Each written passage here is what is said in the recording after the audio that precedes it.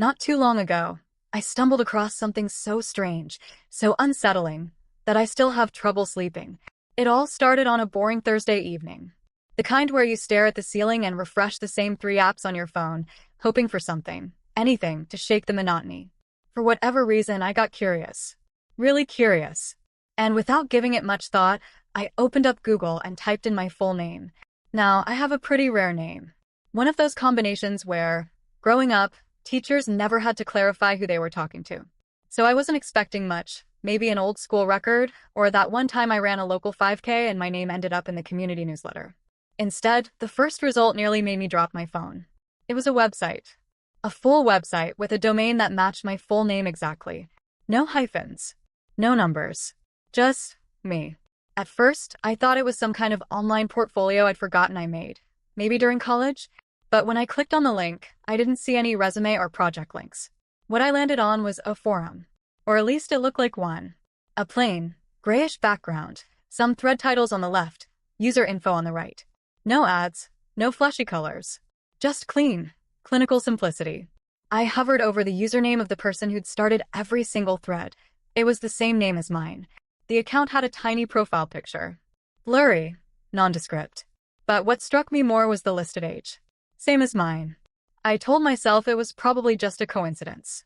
A weird, oddly personal glitch in the internet matrix. Maybe someone out there just happened to have the same name, the same age. But curiosity had its claws in me. I bookmarked the page and didn't think much of it, until a few weeks later. Bored again, I went back. This time the forum had changed.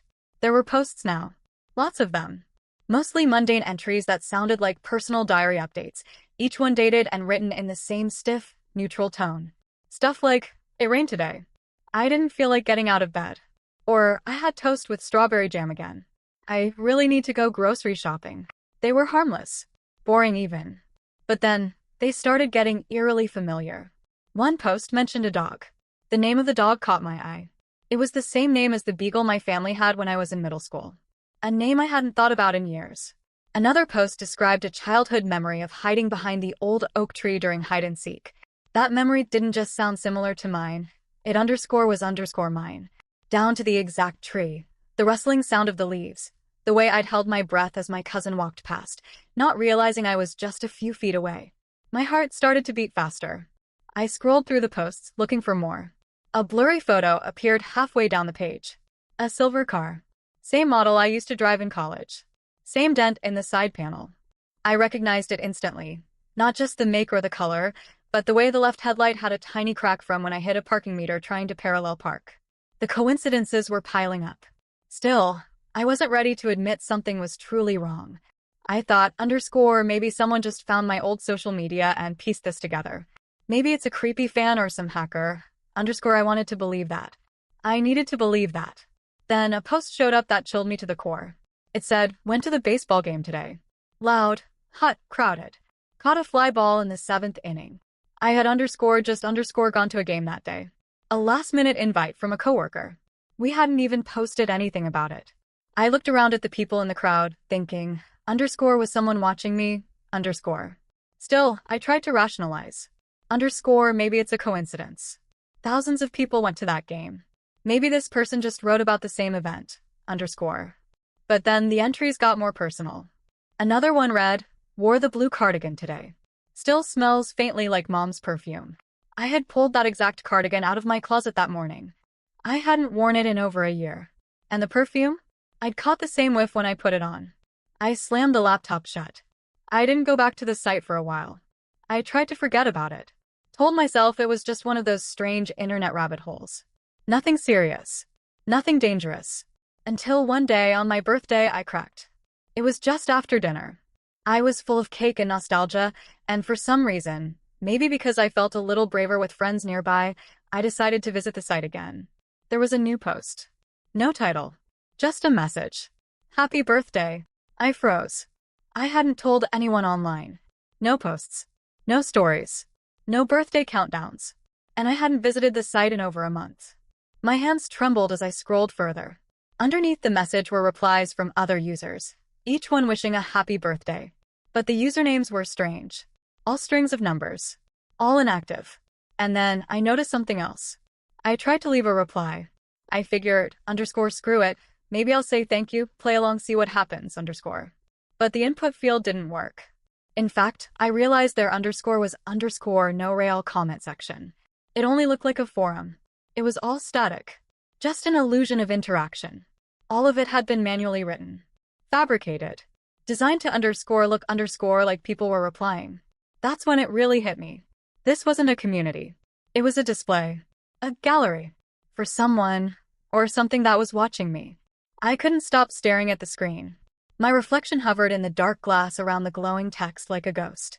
The artificial forum, the one that pretended to be alive but wasn't, suddenly felt like a mausoleum built just for me.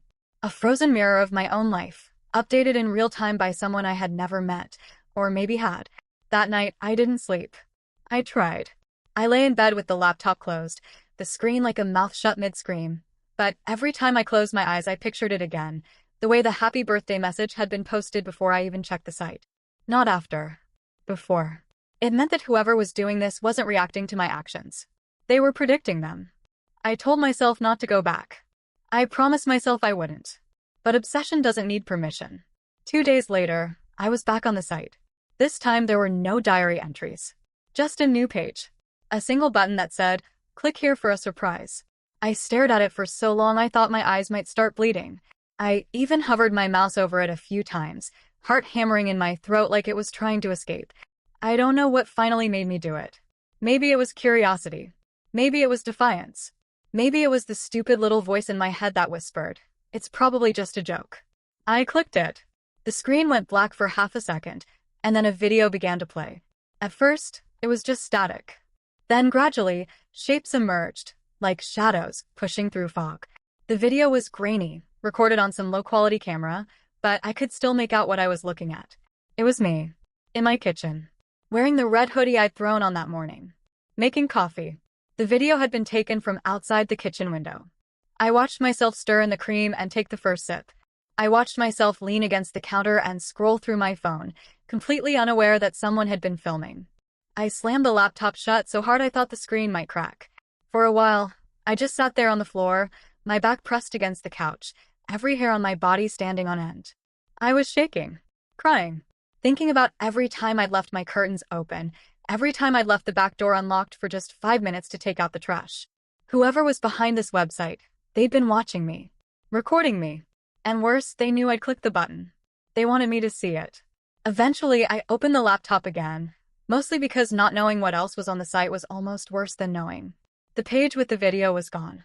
Instead, there was a new entry. "I like the red hoodie. It suits you." I felt like vomiting. I closed the laptop again, shoved it under my bed, and locked my bedroom door, something I hadn't done since I was a teenager. Then I called a friend and begged to spend the night. I told her some of it. Not everything. Just enough to sound paranoid, but not insane. She didn't know what to say. I didn't blame her. By the time I got home the next afternoon, I was determined to take control. I decided to trace the domain. I figured maybe I could find out who bought it, where it was hosted, something. Anything. But when I checked the registry, there was nothing. No name. No address. No contact email. Just a blank wall of privacy protection and offshore hosting. I tried using a WHOIS lookup tool. I tried asking on tech forums.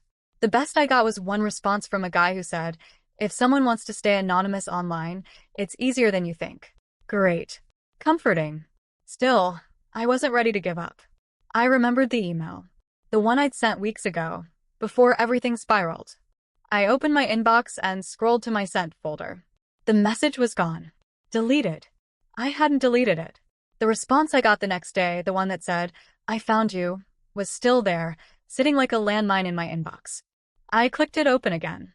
This time, I noticed something I hadn't before. The timestamp on the reply? It was dated exactly 1 minute after I'd sent my message. Not next day, not even an hour. 60 seconds. Which meant whoever was behind this didn't just see my email. They were waiting for it.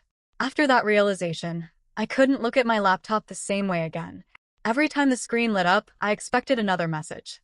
Every email notification made my chest tighten. I stopped checking the site altogether, but somehow, it didn't matter anymore.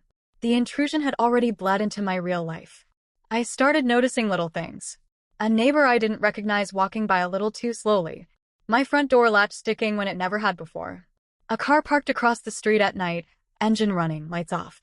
Was it paranoia? Or was I finally seeing what had been there all along? I tried to talk to someone, anyone, about what was happening. A coworker.